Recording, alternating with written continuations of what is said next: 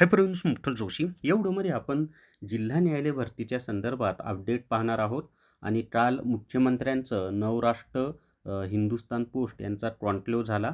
तर त्या कॉन्क्लेव्हमध्ये न्यायालयाच्या संदर्भात प्रश्न विचारण्यात आला की खटल्यांचा जो निकाल आहे तो लवकरात लवकर लावण्यासंदर्भात उत्तर देताना त्यांनी जी न्यायालयामधील रिक्त पद आहेत, मग ते न्यायाधीश असतील आणि इतर कनिष्ठ पातळीवरची सगळी, म्हणजे त्याच्यामध्ये स्टेनो ड्राफर आला, लिपिक आहे, शिपाई आहे, सफाई कामगार आहे.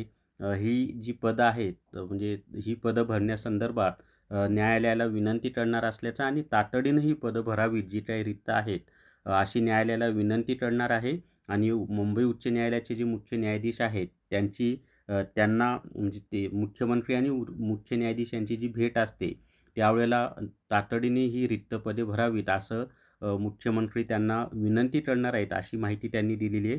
तर ती सगळी माहिती आपण पाहूया. त्याचबरोबर नवीन जिल्हा व सत्र न्यायालय निर्माण होणार आहेत, तर ती सगळी माहिती आपण पाहूयात. व्हिडिओ शेवटपर्यंत पहा.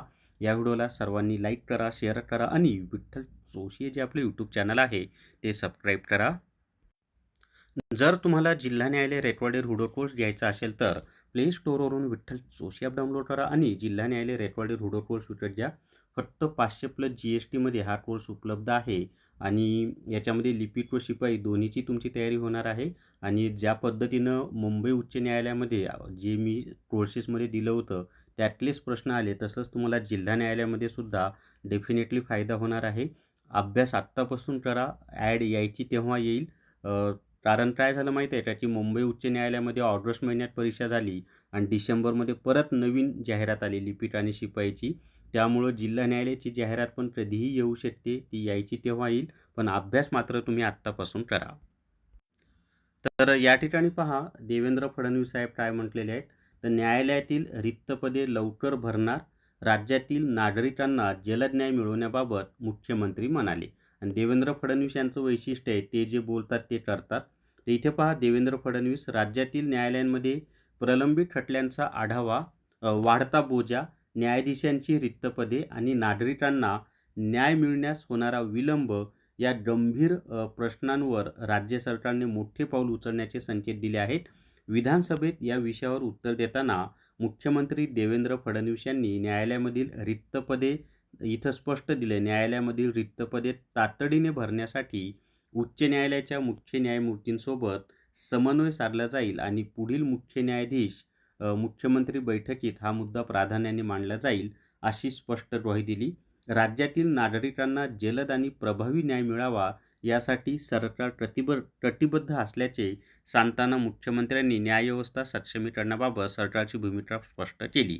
त्याच्या पुढे पहा, की 138 जलदगती न्यायालयांचे नियोजन आणि सध्या महाराष्ट्रामध्ये 58 जलदगती न्यायालय सुरू आहेत, पण पाहिजे किती 138. मुख्यमंत्री फडणवीस, व्हिडिओ शेवटपर्यंत पहा बरं का, बाकी फालतू गोष्टी काही बोलणार नाही, जे माहिती दिलेली आहे तीच सांगणार आहे. मुख्यमंत्री फडणवीस म्हणाले की पोक्सोसह इतर गंभीर गुन्ह्यांच्या खटल्यांचा जलद निपटारा व्हावा यासाठी राज्यात 138 जलदगती न्यायालये सुरू करण्याचे नियोजन करण्यात आले आहे. मात्र न्यायाधीशांची उपलब्धता नसल्यामुळे आत्तापर्यंत केवळ 58 न्यायालयेच कार्यान्वित होऊ शकली आहेत. त्यांनी स्पष्ट केले की न्यायाधीशांची नियुक्ती आणि पदोन्नती ही न्यायव्यवस्थेच्या अखत्यारीतील प्रक्रिया आहे. सध्या उच्च न्यायालयाच्या स्तरावर न्यायाधीश भरती आणि पदोन्नतीची प्रक्रिया अंतिम टप्प्यात असून, इथं काय दिले, उच्च न्यायालयाच्या स्तरावर न्यायाधीश भरती आणि पदोन्नतीची प्रक्रिया अंतिम टप्प्यात असून ती पूर्ण झाल्यानंतर उर्वरित मंजूर न्यायालयासाठीची न्यायाधीशांची उपलब्धता होईल. म्हणजे न्यायाधीशांची पदंसुद्धा भरली जाणार आहेत. आणि न्यायाधीशाची पदं भरली की त्यांच्या हाताखाली स्टेनो लागतात, लिपिक लागतात, शिपाई लागतात, सफाईदार, कामगार लागतात. ह्या सगळ्यांची पदंसुद्धा आपोआप भरली जातात. मुख्यमंत्री म्हणाले की गेल्या वर्षभरात त्यांची स्वतः मुख्य न्यायाधीश मुख्यमंत्री बैठकीत तसेच अधिकृत पत्रव्यवहाराद्वारे मंजूर जलदगती न्यायालयांसाठी न्यायाधीश उपलब्ध करून देण्याची वारंवार विनंती केली आहे. मागील बैठकीत उच्च न्यायालयाकडून भरती प्रक्रिया अंतिम टप्प्यात असल्याची माहिती देण्यात आली होती. हे कोणतं आहे, तर हे आपलं मुंबई उच्च न्यायालयाची भरती प्रक्रिया, कारण त्याची लेखी परीक्षा झाली. निकाल लिपिक आणि शिपाईचे जे निकाल आहेत ते येणं बाकी आहे. त्यामुळं अंतिम टप्प्यात आहे अशी माहिती दिलेली आहे. ही प्रक्रिया पूर्ण होताच सर्व मंजूर न्यायालयांमध्ये न्यायाधीश नियुक्त करण्याचे आश्वासनही देण्यात आले आहे. तोपर्यंत काही विद्यमान न्यायालयांना या प्रकरणाच्या खटल्यांची जबाबदारी देण्यात आली आहे. मात्र त्या न्यायालयांना इतर अनेक प्रकारचे खटले हाताळावे लागत असल्याने स्वतंत्र आणि पूर्णवेळ जलदगती न्यायालयांची आवश्यकता असल्याचे त्यांनी सांगितले. पुढे पहा, न्यायव्यवस्थेच्या स्वायत्ततेचा आदर राखत समन्वय साधणार हे आपल्यासाठी महत्त्वाचं नाही. पुण्यासह आवश्यक ठिकाणी नवीन न्यायालय स्थापन करणार, की पुण्यासह विविध जिल्ह्यांमध्ये न्यायालयांचा विस्तार करण्याची मागणी होत असल्याने मान्य करत फडणवीस म्हणाले की सत्र न्यायालय आणि अतिरिक्त जिल्हा न्यायालयांच्या स्थापनेबाबत उच्च न्यायालयाची समिती निर्णय घेते. ज्या भागात प्रकरणांची संख्या वाढते त्या ठिकाणी अतिरिक्त न्यायालय सुरू करण्याचा निर्णय घेतला जातो. गेल्या 10-12 वर्षात राज्यात सत्र न्यायालय, अतिरिक्त जिल्हा न्यायालय आणि इतर न्यायालयांच्या पायाभूत सुविधांचा मोठ्या प्रमाणावर विस्तार करण्यात आल्याची माहिती त्यांनी दिली. आणि जिल्हा व सत्र न्यायालय अतिरिक्त झाले की तिथे कर्मचारीसुद्धा लागणारच आहेत. त्याच्यानंतर पुढे पहा, मुख्यमंत्री फडणवीस यांनी सांगितले की ज्या ठिकाणी प्रकरणांची संख्या वाढत आहे तेथे नवीन न्यायालयांची आवश्यकता खटल्यांच्या आकडेवारीच्या आधारे तपासली जाईल. मागणी न्याय्य असल्यास अतिरिक्त न्यायालय सुरू करण्याचा निर्णय घेतला जाईल. ते म्हणाले, नागरिकांची गैरसोय टाळणे ही सरकारची जबाबदारी आहे. त्यामुळे न्यायालयीन यंत्रणा अधिक सक्षम करण्यासाठी आवश्यक त्या सर्व उपाययोजना करण्यात येतील.